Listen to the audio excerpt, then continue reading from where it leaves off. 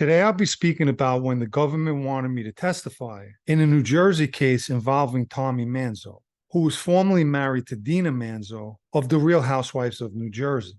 To give some further background, following the termination of their marriage, Dina Manzo entered a serious relationship with Dave Canton, a relationship that would eventually lead to marriage. So Tommy Manzo, full of jealous rage, wanted to have Canton attacked, leaving a permanent scar on his face. As a result of these wishes, he approached the subject with Johnny Perna, who at the time was shopping for a wedding hall, and went to the brownstone in Paterson, New Jersey, which Manzo partly owned. Johnny Perna had an upcoming wedding date. He would be getting married in August of 2015. Johnny was a member of the Lucchese's Jersey faction. Apparently, Manzo was willing to barter, carry out the assault for the wedding reception at the brownstone. Naturally, Johnny Perna agreed to his offer. And on July 18, 2015, Johnny Perna and an associate located Canton through his personal information, such as his house and business addresses and the year and make of his car, all supplied by Manzo. They followed Canton to a strip mall in Passaic County, New Jersey, and attacked him in the parking lot with a slapjack. It's been reported that this information was provided by none other than Tommy Manzo. Most of the Lucchese members and myself were invited to Johnny Perna's wedding reception at the brownstone. My date that night was the woman that I've been dating. In fact, I broke off the relationship shortly after that wedding. And let me say for the record, and I mean that legally, she was in possession of all her teeth the very last time I seen her. Anyway, I've been to many weddings, and I have to say, the cocktail hour at Johnny's was like none other I've seen before. You name it, they had it. And at one point during the reception, Joe Perna came over to me and said something along the lines like, "Nice reception, right?" And I told him it was one of the best that I've seen. He asked me how much I thought his brother paid for it. And I believe I guessed 100, 150,000. And he said something like, "Try zero, or how about zero?" And explained that Tommy Manzo was a partner in the place and the situation with his former wife, who was now dating the other guy. And he said that Johnny and he said a few guys banged the guy up and that the wedding was on the house. Johnny Perna would be arrested along with Manzo for that assault. Johnny eventually pled guilty to committing a violent crime in the aid of racketeering activity in exchange for a 30-month sentence. Manzo, on the other hand, pled not guilty. But his legal troubles were far from over and would be compounded. In May 2021, he was arrested again and charged as an accomplice in a robbery. This robbery took place in May 2017 at the home of Dina Manzo and Dave Canton in Holmdel, New Jersey. It was a home invasion where they were attacked and tied up and robbed of cash, as well as her $60,000 engagement ring. Dina Manzo was thrown to the floor and kicked as well. Despite going through this terrible ordeal, the couple would marry the following month. I can't help but think about this guy Canton, who experienced 2 assaults, and the only thing he was guilty of was being in love with a woman.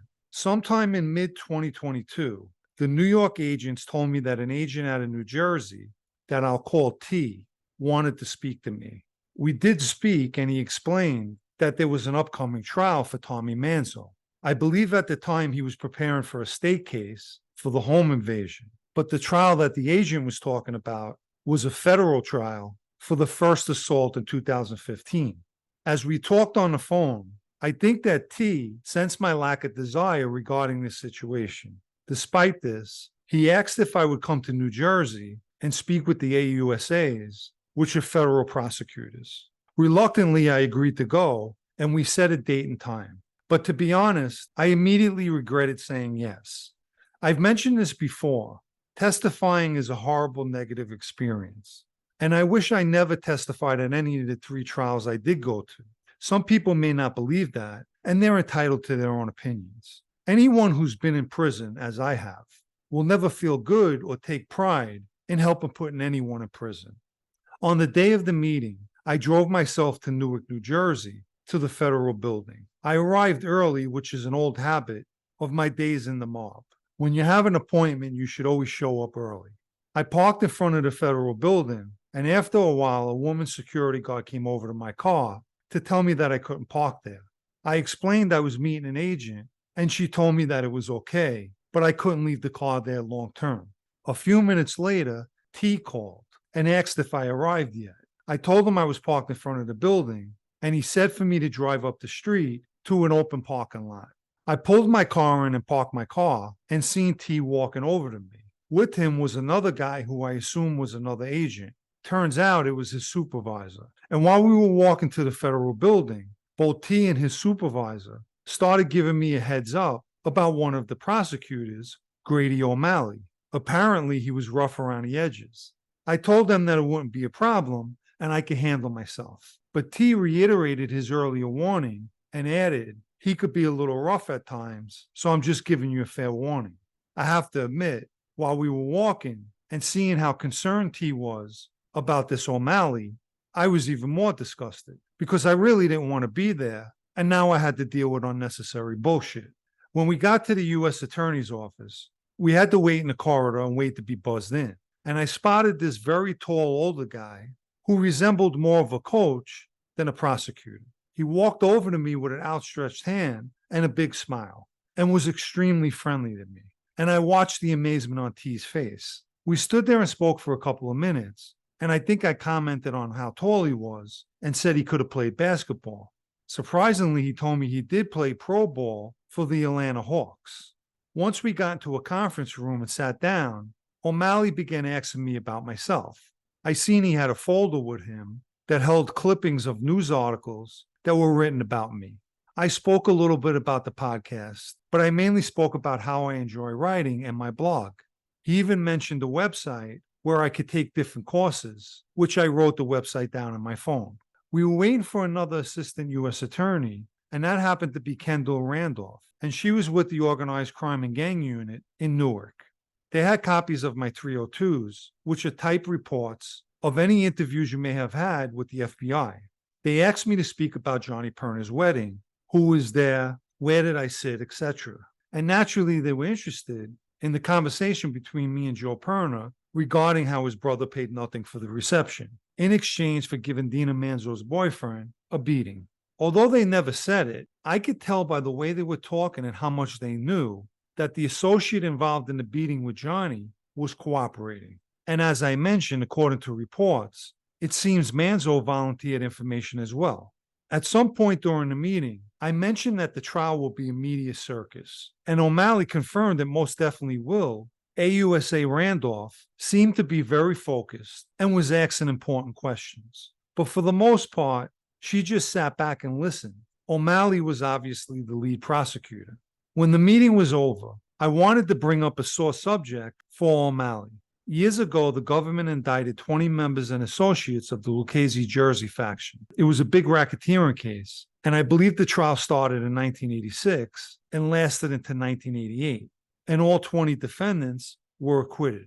Many of you probably seen the trial depicted in the movie Find Me Guilty. Well, the prosecutor on that case was Grady O'Malley, so I had to tease him a little bit about losing. And he quickly told me they had a juror, meaning that the defendants bribed the juror. And I guess they found out after the trial, and I wondered why they didn't try and make a case out of that, and figured they probably didn't want to take a chance of losing again, as it would be an embarrassment. But O'Malley told me an interesting story. He said following the acquittals, Martin Tessetta, who everybody calls Marty, a high-ranking member of the Jersey crew, began showing up with a few guys to O'Malley's gym. And they would just sit there and stare at him as he exercised. I guess they were trying to intimidate him, but he just laughed as he told me the story. On my car ride home, I made up my mind that I would not be a witness at that trial. I didn't want to be part of any media circus, or any other trial for that matter. And that decision was mine alone.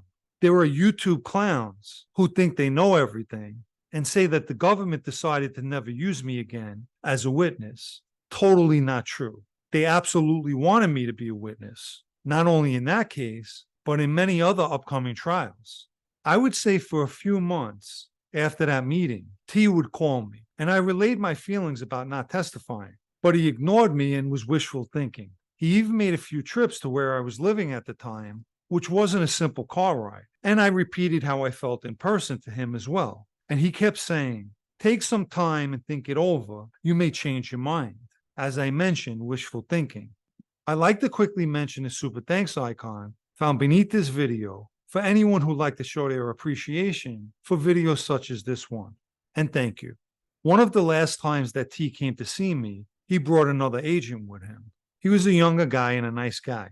And I told T there was absolutely no way I was going to be a witness at that trial. I know it was his job to get me to come to the trial, but at the end of the day, that decision was mine.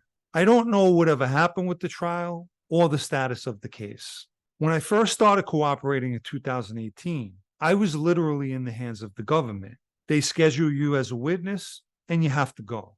But things were different in 2022. It was about me exercising my right to make a decision. So I chose peace.